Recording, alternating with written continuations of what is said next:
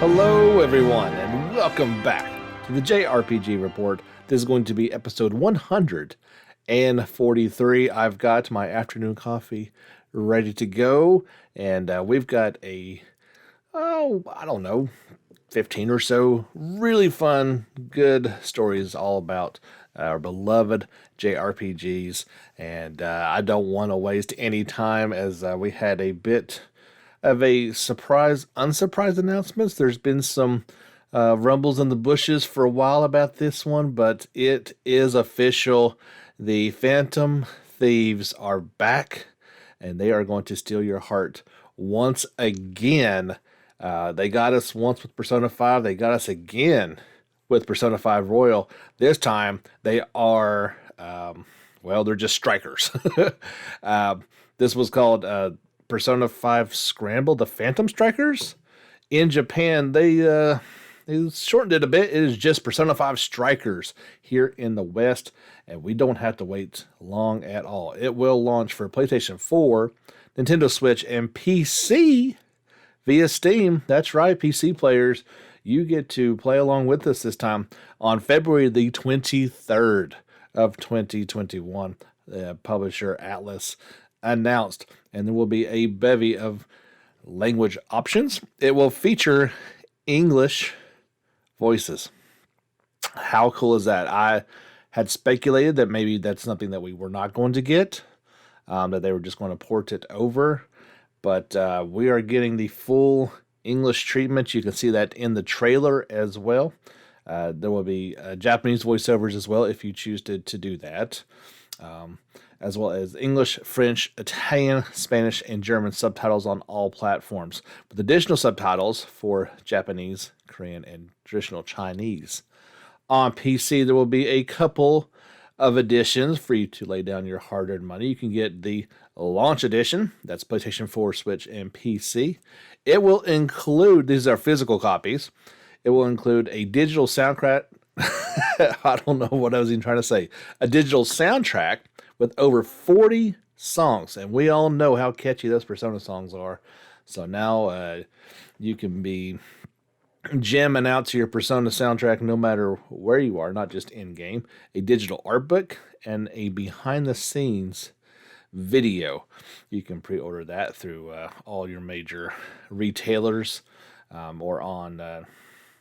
that's physical, so you have to do it through the retailers. There is a Steelbook physical edition. However, it is only for the Switch and only in North America. That's two onlys. And only at Best Buy is an exclusive for them. So three onlys in there. I really like Steelbooks, don't get me wrong, but I want this on PlayStation 4. As I have noted in the past, and it's not any surprise, there's differences in the hardware. There's a pretty big difference to me, especially between the PlayStation 4 and a Switch. You just really cannot compare the two systems. I don't need to play it on the go. I primarily play in my home in front of my TV. I want the best version of the game, short of having a souped up PC, which I do not have. This Steelbook edition will include the Steelbook case digital soundtrack as well as the digital art and behind the scenes video. So all the stuff as the regular physical edition, you can just get it from Best Buy in that cool Steelbook edition. Now, here's something we need to talk about. Excuse me. Let me take a nice drink of coffee to get that out of my throat. So, not only will this game be coming to PC, and this is this is not actually mentioned in the article, either article on Gametsu or on Siliconia, my two main sources of information. It is in the thumbnail for the Digital Deluxe Edition. Okay. Actually, okay, never mind. It does say this. So I said all that, and then I read that it does actually say that. PC players get to play this 4 days early. That's right. So instead of on the 23rd, you can now play it as early as the 19th. 4 days early access, downloadable content, Persona Legacy, BGM, and All Out Attack Pack that digital soundtrack with 40 songs, digital art bricks, and the digital behind the scenes video. But what do you guys think about that? Obviously, if you're a PC, throwing up the air quotes, so your master race out there, you are loving this. Not only you're getting the game when you usually don't always get it day one, especially for JRPGs, but you get it early. How does that make you feel, console players? How does that make you feel, PlayStation Persona guy who's been supporting them since day one, and PC comes along? Not only do they they've got Persona 4 Golden, and console players outside of a Vita do not, but now they get it 4 days early. Excuse me, my throat's going crazy on me. You hear about this every once in a while, early access, but honestly, it's pretty rare. And kind of makes me a little irked. And even if I was a PC player, I'd be like, well, that's kind of not right. I mean, why should they get early access to the game? So I don't know. It's one of those things that's, what are you going to do about it? They've chosen to go that route and reward PC players even more so. Quickly throw this out. If you want to still get this at GameStop in North America, pre-order gamers will get a Joker pin. So that's all the different editions of the game. Which one are you going to choose? It's an easy choice if you're a PC gamer, but maybe your console players are a little more torn on this one. I had a good question from Jake on Twitter when I shared this earlier, and he said, I've heard you talking about this one before. Is this the same game? And as I mentioned in the Japan, it was called by a different name. It is the same game. You can look at the covers. It's actually just the same. I thought maybe they'd take that handgun away from Joker in the North American version. Exactly the same cover, exactly the same game. We see this fairly often, that they change up the title just a little bit, and they did with this one too. And so he was kind of wondering, what is it? Is it a sequel? If you recall one of the earlier videos, when there goes P, 5, and then S. That's kind of the short name for it. That S, when it first drops down the screen, it's spun, and it actually had the number 2, and then it spins around into the S. Because this is a continuation of the story. Is it a sequel? You're kind of blurring the lines a little bit because the gameplay is completely different. It does have a lot of elements of the first game in it, but it is a much more action. Obviously, it's an action RPG. It's not turn-based. It doesn't have the deep social system. It still has some of the exploration features, but not nearly what the deep JRPG experience that Persona 5 and then Royal was. But it is a continuation of the story. So I guess the next thing would be, do you need to play the first one? I think obviously you would want to play the first one. I don't think you need to as much. You're not going to get as much out of it, but it does seem like this one kind of stands out on its own. So let's read the official overview of the game via the official website. Here's the about. Looking for some rest and relaxation, the Phantom Thieves set out to begin their road trip until a ruthless Kyoto detective enlists their help investigating a series of strange cases occurring all across Japan. Otherwise, he'll arrest Joker. As they dig deeper into the mystery, they discover another realm where innocent people are being jailed and forced to forfeit their heart's desires by the whims of its ruler. In typical Phantom Thieves styles, they're going to use everything they've got to liberate the imprisoned, return their hearts, and strike back against the corruption in their most explosive fight yet. Here are the 3 key features. There are new story insights. Persona 5 Strikers features a deep story campaign and thrilling combat that makes for a true Persona experience. Visit 6 different cities across Japan. That's awesome. Cook tantalizing regional recipes and lend a helping hand to those in need. Then fight against the shadows to uncover the source of the corruption within the metaverse dungeons. Jump into the story whether you are a newcomer to the series or a long time fan. There you go. Fight with style. Attack enemies in the hybrid battle system that fuses explosive action combat with pause and play sequences to decide your next strategic move. We've not seen a whole lot about that. It kind of just, I mean, this is an Omega Force game, so if you are familiar with their other Warriors type style games, the newest one over on the Switch with the Hyrule Warriors, and going back to countless other ones, this sounds like it could be just a touch different. I like that idea of the pause and play sequences. Gain advantage over your enemies by ambushing them, striking their elemental weaknesses to knock them down, and deal a finishing blow with an all-out attack. Harness the Phantom Thieves' full strength. All Phantom Thieves are fully playable. Beyond much love for that. I really cannot wait to fully control some of the other members in the party. You can utilize each character's specific skills and some of their personas for smooth, elegant combat. Strengthen their skills and abilities to fight with your own style. Each character has their own unique style of wide-ranging, flashy spells and magic to clear out big hordes. Have you ever wanted to fight as a giant cat bus? Oh, Morgana.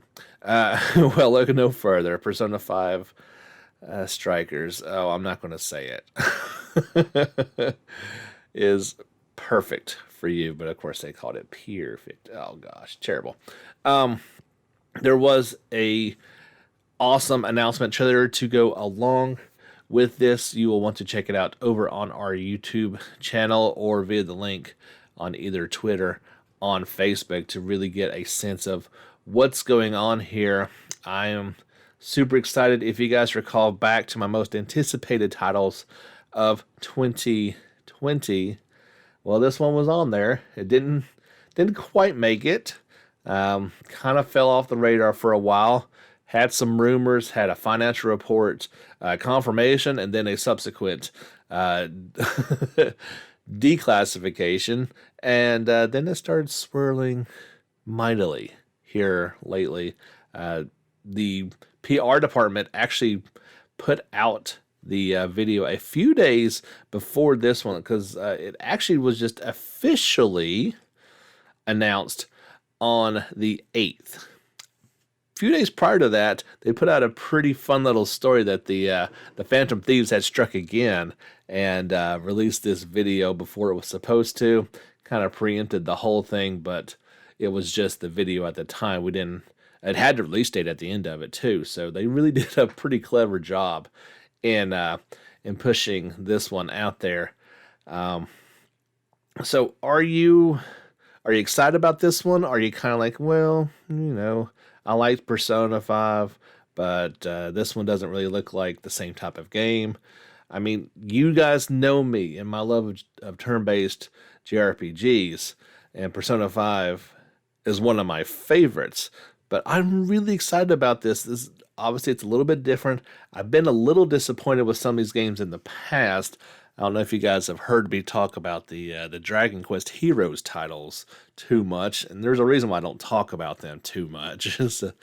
They were kind of forgettable, to be quite frank. But this one looks very high quality and does sound like it's going to have a pretty, well, it said heavy story elements in it. So I don't think it's going to really do much on the social side of it.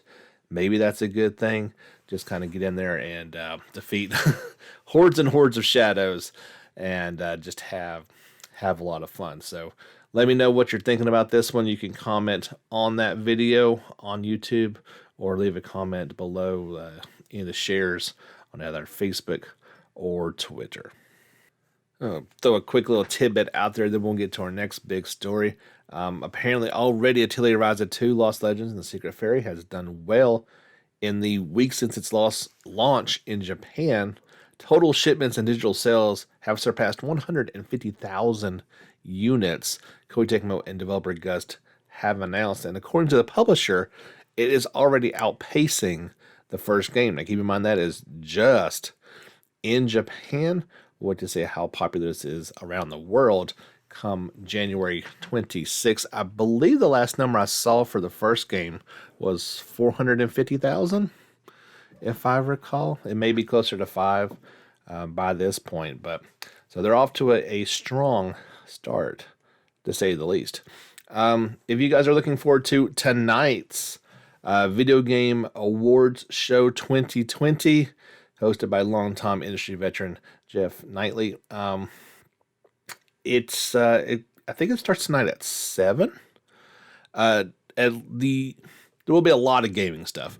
Probably not a ton of JRPG stuff. The one thing I do know, and I will share this tomorrow as soon as I can, maybe even tonight. We'll see how how generous I'm feeling and how quickly I get online. There will be a new trailer for Near Replicant version 1.2224, blah, blah, blah, blah, blah. All those numbers. So yeah, new trailer coming out for Near Replicant. Cannot wait to see that. The next Nier game, or I guess the prequel, is due out for PlayStation 4 and Xbox One on April 22nd. In Japan, it'll be coming worldwide the next day on April the 23rd. The only other thing I know of that's going to happen at the Video Game Awards that may, it's semi-JRPG related, you'll get a musical performance during the pre-show portion of it. That's about 30 minutes before. And that is from Persona 5 singer Lynn Inazuma. I guess that's how you say her name. They're not sure exactly when that's going to go on, and not sure what song she's going to be performing. She's performed music for each Persona game with Persona 5 connections, like Persona 5 Dancing in Starlight and Persona Q2. Most recently, she was involved with Persona 5 Strikers, so possibly she'll be singing a new song from it, along with, I would dare say we might see that trailer at the Video Game Awards as well. I know there's going to be some other. If you were holding out for the PlayStation 5 version of Yakuza Like a Dragon, well, it does finally have a release date. It's the same date for both the worldwide and the Japanese launch, and that is going to be March 2nd, 2021. It's already available for every other console, but PS5 had to wait just a little bit longer for that, and I was just saying it's going to be an expensive month. Got Tile Rise 2, then now we have Persona 5 Strikers going on in February. We've got Bravely Default 2. If you've been holding out for this game, Yakuza Like a Dragon, you've got that to pick up. And now with Nier Replicant in in April, as well as this next game coming out on February the 2nd. So a very short amount of time, you're going to be spending a lot of money on JRPGs. And I'm talking about Ys 9 Monstrum Nox. They got a new story trailer, kind of showing off some of the tidbits we weren't exactly sure about. Why Adol was having to wear a disguise and how he got these powers. So the trailer does a good job explaining and showing all of that.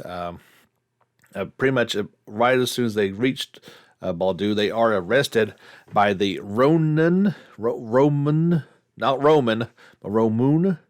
Empire, detaining Adol right away and throwing him in prison, where he meets this mysterious Aprilis character who shoots him with a magic bullet and turns him into a monstrum. I don't make these things up. That's just the way they are. They're crazy. He gets these supernatural gifts and power to exercise monster, joins up with a crew of fellow monstrums to explore the city and try to exorcise some of these demons while they are at it. That is the reason for the disguise, as he is a wanted fugitive. Not exactly sure what the charges were. Probably not legit, but oh well, that's the way it is. I've kind of commented on the YouTube channel a few times about this one, and I am looking forward to it. I still want to go back and play 8. That's really the first one that piqued my interest in this series and really wanted me to want to get into it. So I want to play it first, then maybe get into this one once the price drops. And just a little bit, as I was telling someone, I am old enough to remember seeing, I believe it was Ys 2, maybe even been the first one, a long time ago, for rent in the store. I believe that's for Super Nintendo, if I'm not mistaken. I may be, I don't know, but I definitely recall seeing a Ys title a long time ago. Just didn't know what it was. I was like, why is that the letter Y and then apostrophe S? It doesn't make a whole lot of sense, but that is just the way it goes with these games. So you've got a lot of things to look forward to, and a lot of money to drop on these things. But definitely go over to our YouTube channel and check out that title. And we talked a bit last week about the Tales of live stream that is going to be going on December the 15th at 2000 Japan Central Time. You can watch that on YouTube and Periscope. We'll have some links for that as we get a little bit closer to it. The schedule came out for it, or rather, who was going to be at it, as well as the schedule. There's a bevy of different producers, voice actors, music artists, composers, and the Tales of series creators.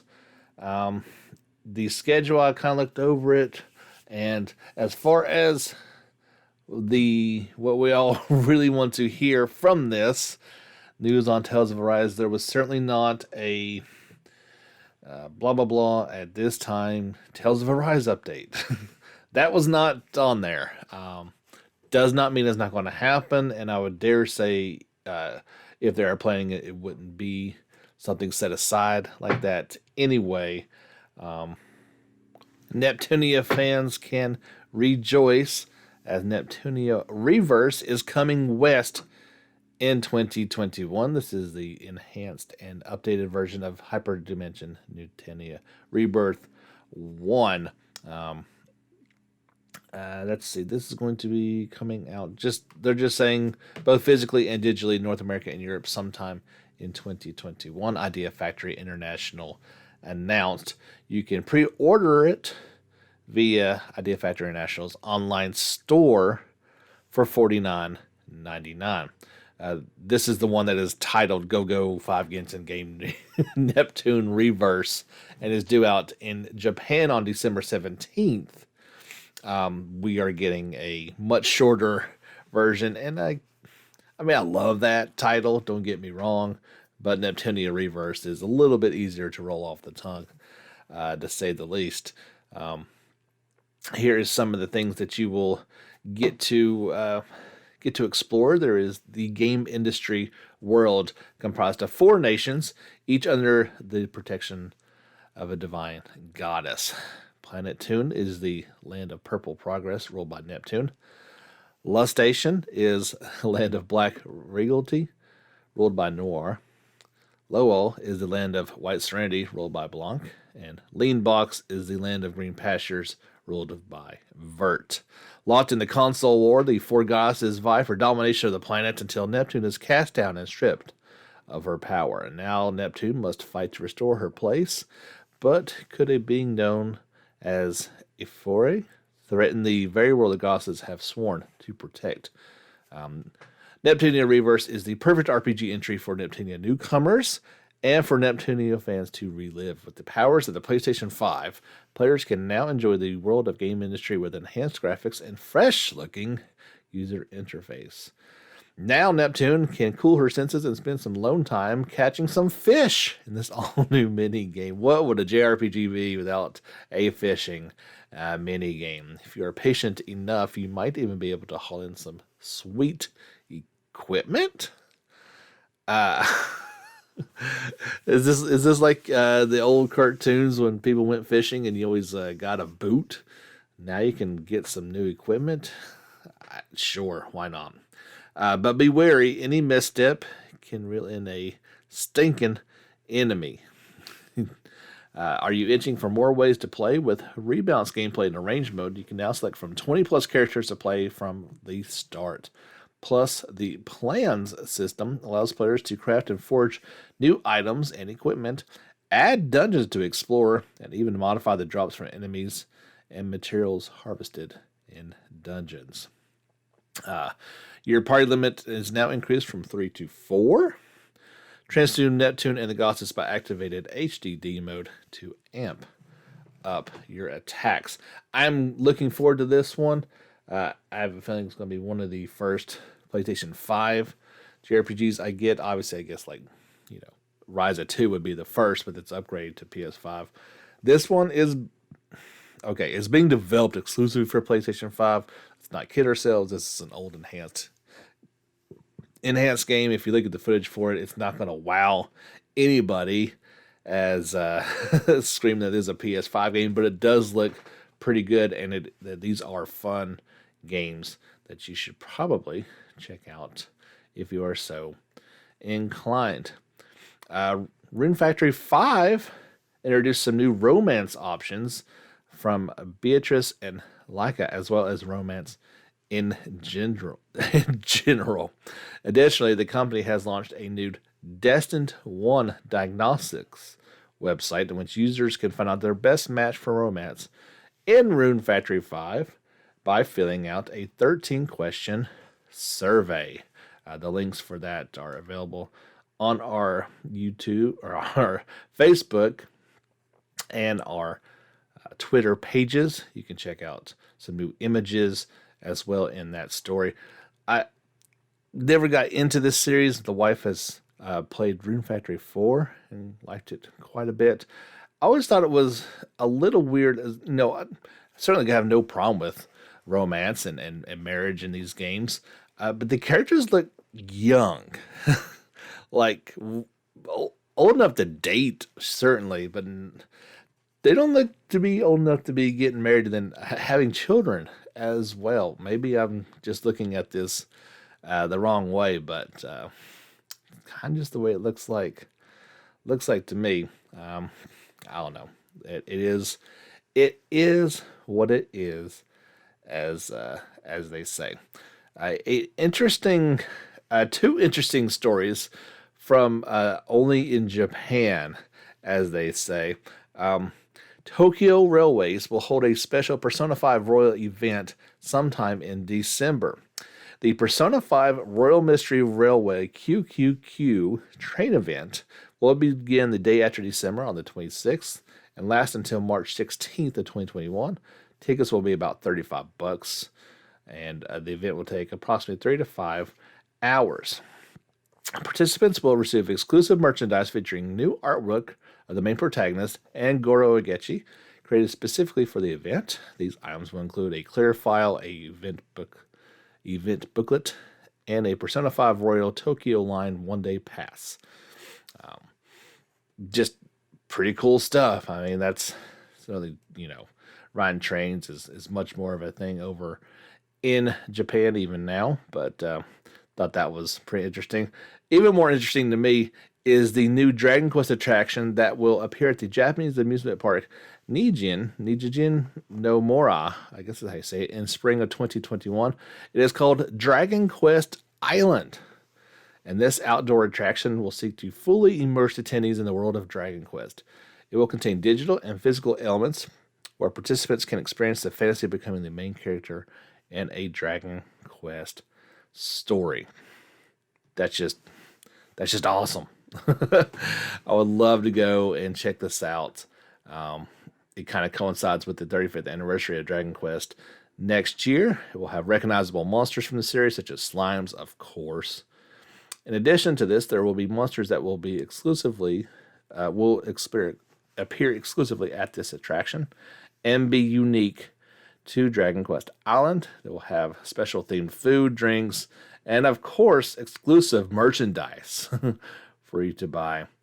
You can check out the link to this in the story and see exactly how crazy this looks, and just yet another reason why it'd be incredibly awesome to go and check out some of this stuff over in Japan. Perhaps not surprisingly, the game we briefly talked about, it debuted a few weeks ago, Ruined King, a League of Legends story. It was previously planned on an early 2021 release window. It has now been delayed until a general date in 2021. No season on it. And when I saw this, I was definitely not surprised at all, as we saw an announcement trailer. It was all CG. We didn't see any gameplay whatsoever. So for them to have that early of a release date was pretty surprising in the first place. So this delay comes as no surprise whatsoever. I would dare say this one will be probably pushed back to the holidays, I would imagine. This was from publisher Riot Forge and developer Airship Syndicate. So if you're looking forward to that one, it's going to be a bit longer than you had previously thought. There was a full message going along with the release date, but kind of just surmises, what I just what I just spoke about. If you've been playing another Eden, the mobile game, there was already a Persona 5 Royal event, but now there's going to be a Tales of crossover as well. It is called Tales of Time and the Brave Four, Tales of the Chronographia. It will be added to the game on December the 17th, and they will get 4 new characters that you probably have seen. I guess, or maybe it's going to be more than 4. In the picture, it shows Tales of Phantasia's Cress, Tales of Berseриa's Velvet, Tales of Vesperia's Yuri, and Exilia's Milia. There will be non-playable cameos made by Archie, Mint, Magalu, Rapide, and Rowan. So yeah, okay, it is just the 4. It had 5 in the main image, but yeah, just 4 of those are going to end up being playable. I played another Eden for a little bit. It wasn't bad. I guess it just didn't really hold my interest as much as I thought it was going to, and that's okay. It's a mobile game. Didn't cost me anything at all. If you are playing Phantasy Star Online 2, there are now Christmas events, including concerts and a Santa Rappa. This is live now, as it appeared in the game after the December 9th maintenance. You will see Christmas characters, decorations, and events. There's a total of 8 new things, they say, that you can check out. You can see our story linked on our Facebook or Twitter channel and see all the different things. As you might expect, there's a bunch of different Christmas type stuff. You see that, especially with the online games that update fairly often. They always throw some cool Christmas stuff in there for you to check out. If you're looking forward to the upcoming game Saviors of Sapphire Wings and the Stranger of Sword City Revisited, that is a tongue twister and a half.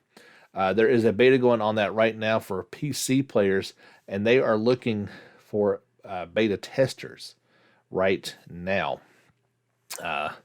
They will have, well, you don't have long. So today's the 10th of December, and you've got until the 12th to apply. So if you're hearing this and you really want to get into it, you best hurry up. Of course, this is for PC players only, but the game is coming out for Nintendo Switch as well. So you want to get on that pretty quickly if indeed you want to be a beta tester and help them out in all the different ways. Final Fantasy Crystal Chronicles Remastered patch has a bunch of multiplayer quality of life changes. That has, I think that's went live as of right now. It just says December 2020 update for all platforms, trying to get some of the improvements in between the cross-platform stuff going on. There's a litany of changes going on, as with any patch. So hopefully, if you've been playing this and know some things that kind of irk you, maybe those have finally been updated to your liking a little bit better. I've got one final story to leave you guys with. Quickly, we'll ask that if you are listening to this podcast and you like what you hear, if you're watching this on YouTube, we do, of course, make a video version of the podcast each and every week, as well as all the trailers that we talk about. I post that over there for you guys to check out. Would you consider supporting the podcast that you're hopefully enjoying listening to right now? You can click the link below, and you can find not only you could go straight to our Anchor app and do it through them, or if you prefer to go through Patreon, I would appreciate your support. Either way, don't forget, give us a like on Facebook, follow us on Twitter, and like and subscribe to our videos on YouTube. So just today, we got some more details about Bravely Default 2. It's not too much longer until this one comes out. And in particular, it talked a little bit about some of the countries that you'll be going through, the continent of Exiliant, that there are the various worlds going on there. The one is called Savalon, and this is a drought kingdom. It has been turned to a desert by lumbering and wars for the past 200 years. Although underground water veins were discovered, the town is beginning to submerge as a result. It is known for its luxurious casino hall. This very much has that, what do they call this? The miniature garden-esque style world. And so it definitely still kind of feels like the first one, just a little bit different and enhanced. And it's got the day version of it as well as a night version of it. You've got Wiswald, the Magic Kingdom. It was a country established by mages nearly 50 years prior by Emma Odelia. Mages have been dedicating themselves to the studies of the Magic Research Institute, which also serves as the government body. But now the town is overgrown with vegetation and is in disorder. Yeah, it very much looks like a tree gone wild there. So they'll want to check that out. So it sounds like there's these different characters in these different cities. And that is how you will learn some of the different job classes. For instance, there's a poet at the casino hall. He's a man who, who's his name for this guy? Ulfa. And so you encounter him, perhaps you battle him because it shows him in battle, and I believe then you can learn the poet job. Same thing goes for Shala. She is a gambler, frequent at the casino hall. She is a wicked woman who challenges men by seducing them with her beauty to card games, taking all their money and using them as pawns. That's just crazy. You've got Nahal, who is a beastmaster. We'll get you the beastmaster job class. You got Bernard, who is a thief. Got to have your thief in your party. Emma is, I guess, a wizard character. Doesn't actually, no, maybe you don't learn that one. The Rhodey is the red mage character, so that's always good. Hunter is Lily, and the shield master is Galahad. And I love his character because his shield is literally a giant stone castle with a gate on it. It is crazy looking. I love it.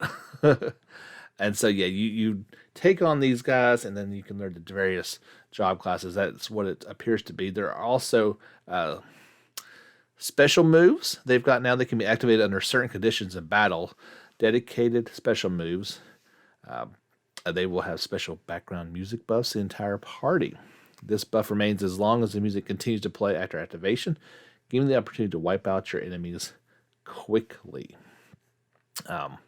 One thing I noticed in particular was a new field action that it's kind of like in Trails of Cold Steel. If you attack the enemy like from behind, you'll gain an advantage. This one, I believe it's just more like Raza. If you attack them, you get an advantage. There's no behind or sneaking up type of deal. So you will get 1 BP Brave Point if you can do that. You can also kind of swipe the grass a la like Legend of Zelda and can find items hidden in the grass. So that's both a really cool feature and something that you will be swiping at every blade of grass and mowing grass, basically. That's your job now. Looking for different items all over the place. There is a bevy of new images to go along with this. I will attempt to try to put all these together into a slideshow and get it on YouTube here fairly shortly, but there are a lot of them to go through, and time is at a premium, to say the least. But yeah, looking forward to that one. Bravely Default 2 will be out for Switch on February the 26th, joining all those titles in February to take all of your hard-earned money. That's going to wrap it up for episode 143 of the JRPG Report. My name is James Fisher. Thank you so much, as always, for tuning in each and every week for our weekly news podcast covering all the big stories and fun stuff as well going on in our world of gaming. Don't forget you can tune in for nightly live streams. Well, most nights I'm putting on a live stream. Usually starts around 10:30, and I'll go until I get sleepy around 12:30, something like that. We are going through Trails of Cold Steel 4 right now. I think I hit the 70-hour mark, and it's starting to get, I think I'm like halfway through, honestly. I think there's still so much to go in this game. It's not even funny.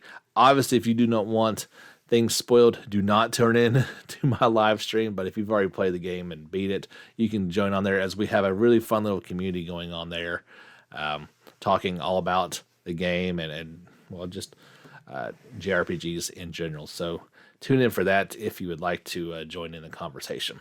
That's going to wrap it up for this one. I will see you guys again next week with more news. Just quickly looking ahead, 2 weeks from today on our usual Thursday is going to be Christmas Eve. So I don't know how that week's going to necessarily work out. If there's a good amount of news to go over, I'll put out a normal podcast. But if not, and especially if I have to work, I may not do that. But we'll cross that bridge when we get there. Thank you so much for listening. We'll catch you guys again next week. Don't forget, get back out there and level up.